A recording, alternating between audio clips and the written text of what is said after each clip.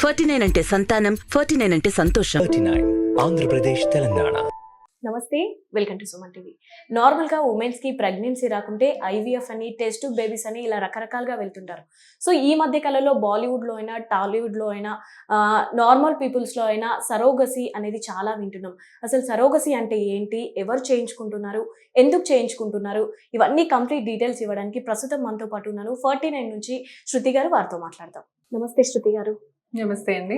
శృతి గారు, సరోగసీ చాలా వింటున్నాం. అసలు సరోగసీ అంటే ఏంటి, ఎవరు చేయించుకుంటున్నారు, ఎందుకు చేయించుకుంటున్నారు? Yeah, so first thing, surrogacy అంటే చాలా it is related to infertility, కానీ ఇన్ఫర్టిలిటీకి కొద్దిగా దూరమైన టాపిక్ అనమాట. So surrogacy is nothing but మనం ఇతరుల గర్భాశయాన్ని అద్దెకు తీసుకుంటే దాన్ని సరోగసీ ప్రాసెస్ అని చెప్తారు. అద్దె గర్భాశయం. యా, అద్దె గర్భాశయం అని చెప్తారనమాట దీన్ని.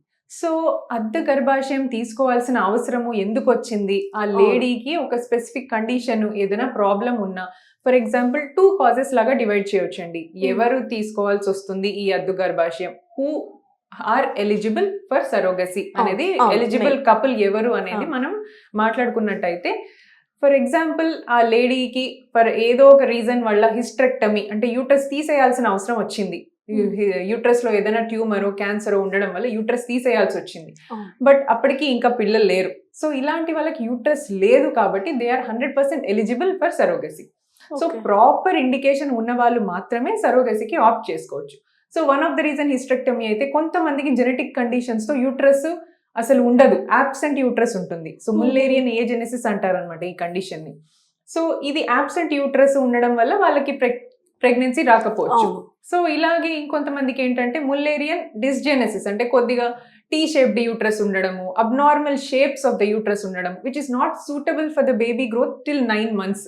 సో ఇలాంటి వాళ్ళని కూడా వాళ్ళకి ప్రెగ్నెన్సీ ప్లాన్ చేసి మధ్యలో వాళ్ళ బేబీ అబార్ట్ అవ్వడము, వాళ్ళ హెల్త్ కండిషన్ డిరోగేట్ అయిపోవడము, ఇవన్నీ కాకుండా ముందే మనము ఈ కండిషన్స్ ఉన్న వాళ్ళకి బెస్ట్ ఆప్షన్ సరోగసీగా మనం ఆప్ట్ చేసుకోమని చెప్పొచ్చు అనమాట. సో ఇంకొంతమందికి ఏంటంటే టీబీ. సో టీబీ అనేది జనరల్గా ఊపిరితిత్తులకు వచ్చే ఇన్ఫెక్షన్, లంగ్ ఇన్ఫెక్షన్.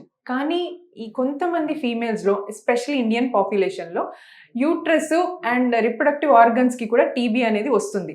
సో ఇలా వచ్చిన వాళ్ళలో యూట్రస్ కంప్లీట్గా డ్యామేజ్ అయిపోయి యూట్రస్ లోపల అతుకులన్నీ ఏర్పడి యూట్రస్ లోపల స్పేస్ ఉండకుండా కంప్లీట్లీ యాషర్మాన్ సిండ్రోమ్ అని అంటారనమాట. సో ఈ ఫ్యూ కండిషన్స్ ఉన్న ఫీమేల్ అయితే they can opt for surrogacy. అయితే నార్మల్ పీపుల్ కంటే సెలబ్రిటీస్ ఎక్కువగా చూస్ చేసుకుంటున్నారు. ఎందుకు అంటారు అంటే వాళ్ళ షేప్ పైన కానీ ఏదైనా ఎఫెక్ట్ పడుతుందనా?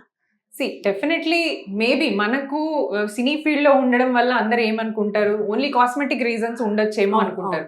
బట్ మీరు సినీ ఫీల్డ్ లో సరోగసీ చేసుకున్న వాళ్ళని చూస్తున్నారు, అలాగే ప్రెగ్నెంట్ అయిన వాళ్ళు కూడా ఉన్నారు. So not everybody is opting for surrogacy. Maybe they have an indication. అది ఇండికేషన్ మేబీ వాళ్ళు బయట పెట్టడం ఇష్టం లేకో, లేదా వాళ్ళ డిజీజ్ ఏంటో అందరికీ తెలుసుకోవాలని లేకో, దానివల్ల వాళ్ళు సరోగసీ ఆప్ట్ చేసుకోవచ్చు.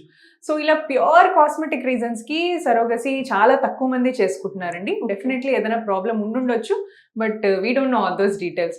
So and definitely cosmetic reason కూడా, ఇన్ కేస్ తను ప్రెగ్నెంట్ అవుతే మేబీ ఏదైనా మన బాడీ కానీ లేదా అబ్డామినల్ స్కిన్ కానీ అన్ని కూడా లాగ్ అయ్యి లూజ్ అయిపోయే ఛాన్స్ ఉంటుందని కూడా అది వన్ ఆఫ్ ద రీజన్స్ గా ఉండొచ్చు.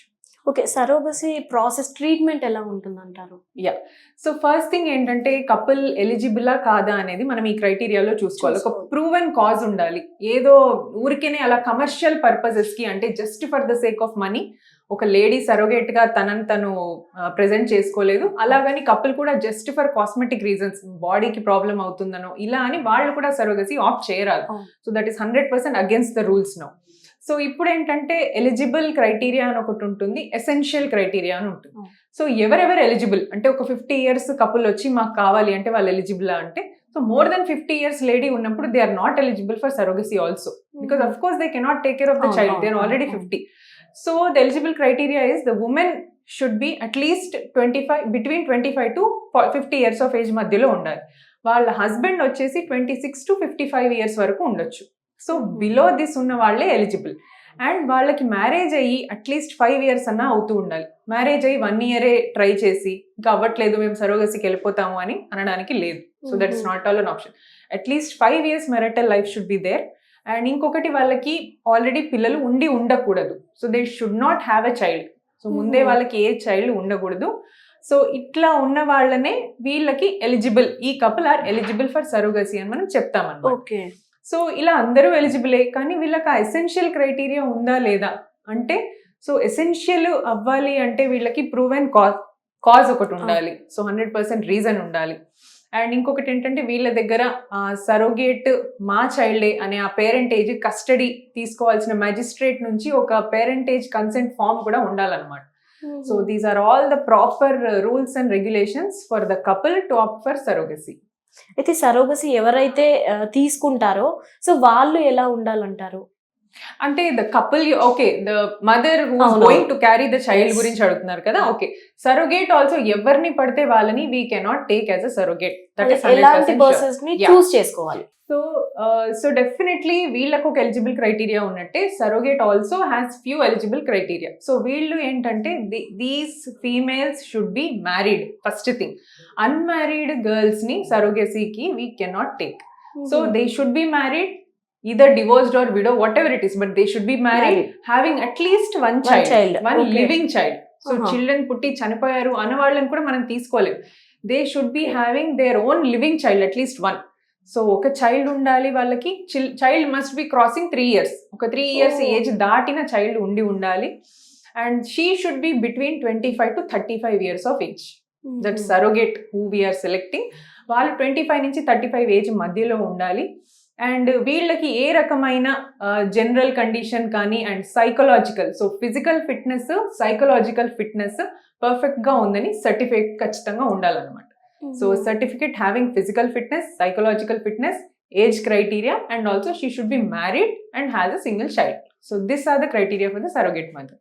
దే ఆర్ నాట్ లైక్ అంటే వీళ్ళు అథ్లీట్స్ ఉండాలి, వీళ్ళు ఒక డాన్సర్ ఉండాలి, వీళ్ళు ఒక ప్రాపర్ ఇది ఉండాలి, మూవీస్ లో చూసినట్టు అలా ఏం కాదు. చాలా మంది మన ఇండియాలో why surrogacy is booming in India is India has lot of poverty. So ఈ పావర్టీని ఓవర్కమ్ అవ్వడానికి ladies are coming forward. So single mothers ఉంటారు, హస్బెండ్ చనిపోయిన వాళ్ళు, విడోస్ ఉంటారు, they cannot make a living on their own. So ఇలా surrogacy తీసుకునే వాళ్ళకి హెల్త్ ఇష్యూస్ ఏం రావంటారా? నార్మల్ ప్రెగ్నెన్సీలో ఏ అయితే హెల్త్ ఇష్యూస్ ఉంటాయో సరోగేట్స్ కి కూడా same health issues. So she already has a pregnancy, she has a child, so she knows everything. So she is an experienced person we are taking. So తనకి pregnancy related complications, pregnancy తర్వాత ఒక 6 months వరకు ఏమేమి complications ఉన్నా, ఈ 16 months of the period తను surrogate గా ఏదైతే క్యారీయింగ్ చేస్తుందో చైల్డ్ ని, ఈ 16 months ఇన్సూరెన్స్ కవరేజ్ ఈ కపుల్ వీళ్ళకి ఇస్తుందన్నమాట. Okay. So there is an insurance coverage for her and she is a complete responsible for the intending couple. So 16 months varaki she is complete responsibility of the intending couple. So emaina kuda they have to bear the consequences. అయితే ఎక్కువగా twins పుడతారు అంటారు. Yeah. ఎందుకు twins ఎందుకు పుడతారు? So that is a good question. So సరోగసీలో మనము అద్దెకు తీసుకునేది గర్భాశయం మాత్రమే. సో ఫీమేల్ నుంచి తీసుకునేది గర్భాశయం మాత్రమే. తన ఎగ్ మనకి ఉండదు, వేరే ఎవరిదో స్పర్మ్ ఉండదు. కపుల్ ఎవరినైతే చూస్ చేసుకుంటున్నారో ఈ వైఫ్ యొక్క ఎగ్ ఉంటుంది, ఆ హస్బెండ్ ఒక స్పర్మ్ ఉంటుంది. సో ఈ వైఫ్ ఎగ్స్ స్పర్మ్స్ కలిపిన ఎంబ్రియోస్ ని మనము తయారు చేసి రెడీగా పెట్టుకుంటాం. తనకి గర్భాశయం లేదు కాబట్టి వీళ్ళ ఎంబ్రియోస్ ని ఒక సరోగేట్ ని చూస్ చేసుకొని వాళ్ళలో ఎంబ్రియో ట్రాన్స్ఫర్ చేయడం జరుగుతుంది. So at a time generally we transfer 2 to 3 embryos అన్నమాట. బికాస్ మనం గుడ్ క్వాలిటీ ఎంబ్రియోస్ ని 2 to 3 వేస్తున్నాం కాబట్టి ఇన్ కేస్ 2 అతుక్కున్నాయి అనుకోండి, ఫర్ ఎగ్జాంపుల్ ట్విన్స్ వచ్చే ఛాన్సెస్ ఉంటాయి. ఎక్కువగా ట్విన్స్ ఛాన్సెస్ ఉంటాయి. No, 80% there is a chance of single pregnancy, but 20%, 15 to 20% there is a chance of twins. ఎందుకంటే 3 వేస్తున్నాం ఎంబ్రియోస్, 2 ఎంబ్రియోస్ వేస్తున్నాం లోపట కాబట్టి 2 అతుక్కుంటే ట్విన్స్, అదే 3 అతుక్కుంటే కనుక ట్రిప్లెట్స్ కూడా వచ్చే ఛాన్సెస్ ఉంటాయి. అయితే శృతి గారు, సరోగసీ మెయింటైన్ చేసే వాళ్ళు డిసిషన్ ఏదైనా చేంజ్ చేసుకొని వద్దు అనుకుంటే ఏం అవ్వదా? Yeah, see, this is the problem. So first thing, మనం ఇది వరకు ఫారెన్ కపుల్స్ చాలా మంది ఇండియాకి వచ్చి, ఇండియాలో పావర్టీ ఉంది కాబట్టి వీళ్ళని యూజ్ చేసుకునేవాళ్ళు. సో ఫారెన్ కల్చర్ ఏంటి, ఒక 1-2 months లో వాళ్ళకి ఏదైనా గొడవలు అయితే they will be easily divorced. Divorce is very very common they. So there was a couple, Japanese couple ఒకళ్ళు ఉన్నారు, this an example I'm quoting. So ఏమైందంటే వాళ్ళు సరోగేట్ ని సెలెక్ట్ చేసుకున్నారు ఇండియాలో, 9 months దాకా క్యారీ చేసింది. Just before the delivery they got separated and nobody wanted the child. So ఇట్లా ప్రాబ్లమ్స్ అవుతున్నాయని అప్పటి నుంచి ఫారెన్ సిటిజన్స్ కి ఇండియాలో సరగసి బ్యాన్ చేశారనమాట. So it is only they should be an Indian citizens who opt for an Indian couple. So proper documentation తర్వాతనే వాళ్ళు surrogate కి ఆప్ట్ చేసుకున్నారు కాబట్టి they cannot back of now. So there is nothing, even if you change your decision you are liable. Miscarry అలా అవుతుంది. Yeah, so ఏదైనా miscarriage అయితే it is 100% అది ప్యూర్ మెడికల్ రీజన్స్ కి మిస్క్యారేజ్ అయితే అది ఎవరి తప్పు కాదు. ప్రాబబ్లీ ఏదైనా ఎంబ్రియోలోనే ప్రాబ్లమ్ అయ్యి, ఎంబ్రియోకి ఏదైనా సపోజ్ హార్ట్ ప్రాబ్లము అని తెలిసింది స్కాన్ లో, 5th month టిఫా స్కాన్ అని ఉంటుంది అనమాట.